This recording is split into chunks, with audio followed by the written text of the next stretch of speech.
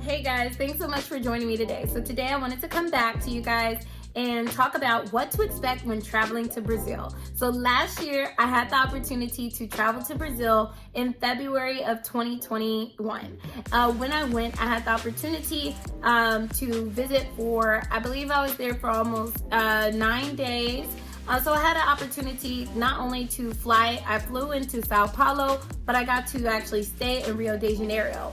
Sao Paulo to Rio de Janeiro is a 1-hour flight or a 3-hour drive. They do offer buses as a one-way or round-trip method to get between the cities. So definitely research both cities when you're trying to decide which one to fly into. It may be cheaper to fly into Sao Paulo versus Rio de Janeiro. Both are considered international airports. Now, the difference between Rio de Janeiro and Sao Paulo, in Sao Paulo airport, they do offer on-site COVID tests. So it could save you a lot of time trying to locate maybe a hospital or local pharmacy that will operate a COVID test for your return. So make sure you keep that in mind when trying to select which airport to fly into.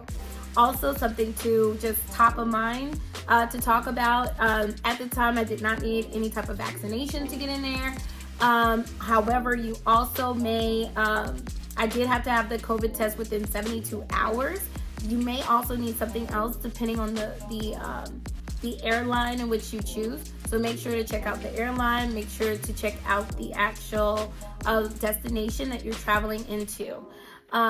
Also, something to consider, they did have a mask mandate at the time where you had to wear your mask when you were outside on the streets. If you are eating, obviously drinking, you don't have to wear the mask. At the beach, you don't have to wear the mask. Certain beaches and pools, you don't have to wear it. So it is a little lenient, but when you are inside stores, when you are indoors, you do have to wear it. So safety first. Remember to bring your mask. And if you are interested about more COVID tricks and tips, make sure to check my other video out. But let's get into it. So what to expect from the people. The people are very nice, very friendly, and some of them do speak English. However, the primary language of Brazil was Portuguese. They do speak Portuguese. They do have some dialects of Spanish, so if you know a little Spanglish, it may be helpful. And some folks do know a little English. I do utilize Google Translate as a method to communicate or help me communicate in times where I don't have the opportunity to, I don't have like a translator, someone who knows English and the language. That's something that I use as a helpful tool. Something else to expect, I was able to go to a few different tourist attractions. So some top tourist attractions: Cristo Redeemer, Parque, Sugarloaf Mountain. What else? I wrote them down so I didn't miss anything. Oh, and the Selaron. That's the steps that everyone's most familiar with. At the steps, please make sure that you get there on time and early, as the line gets long. And even when it does, just to avoid having a ton of people in the background, it may be best for you to get there super, super early, so that you're able to kind of get the best pictures. I did go there early. The line started forming and it did get a little hectic, but I was able to snag this picture. It was really cool. Now moving on to Cristo Redeemer. When I went to Cristo Redeemer, people, once again, these are highly, highly big tourist attractions. Cristo Redeemer is one of the 7 wonders of the world. So since it is one of the wonders, it draws a ton of people. Now to get there, you have to take a Uber or a taxi. Yes, they do have Uber. You have to, from the Uber to the taxi, go up a hill. Then it takes you to a train. Once you buy your ticket to get in there, which the ticket is between $14 and $21, you will then go to the top where you will need to walk up. They also have an escalator as an option to get up to the top of the overlook. It overlooks the city. It's an immaculate view, and it's a breathtaking experience.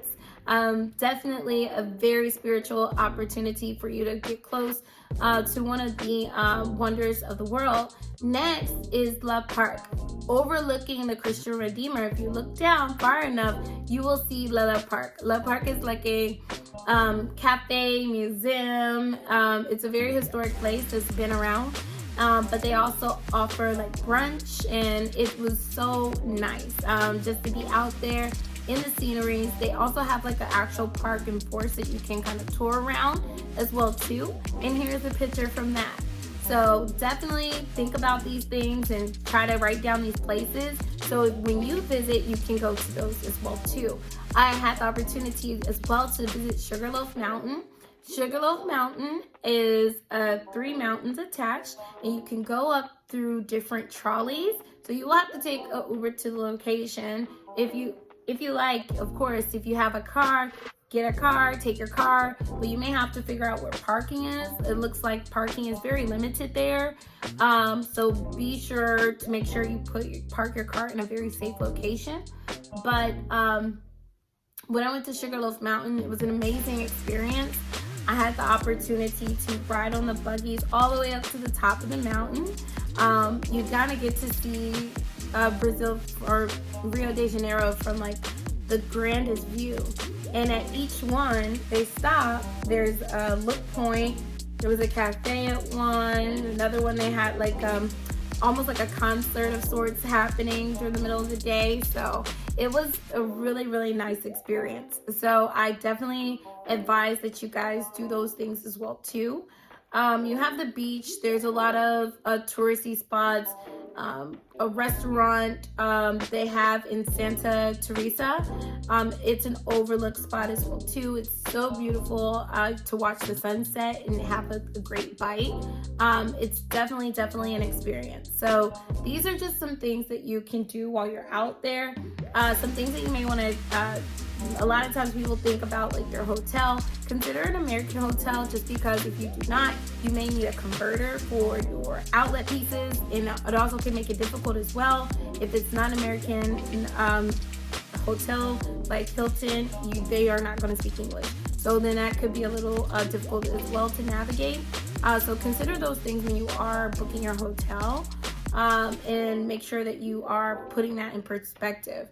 We also had an opportunity to go around the city. You will see people trying to get you to sign up for different tours, things like that. We did sign up for a tour, and it was absolutely amazing. We got to ride around the city in dune buggies, and actually it was a tour in a tour. And so that was really fun as well too. So you don't have to pre-plan everything. A lot of times these things are places that are already there, and then when you get there, you can kind of map out where you want to go. So this is a quick video just to share with you some things to expect and some places to go when you are in Brazil. Thank you so much for stopping by. Don't forget to like, share, and subscribe below. Have a great day.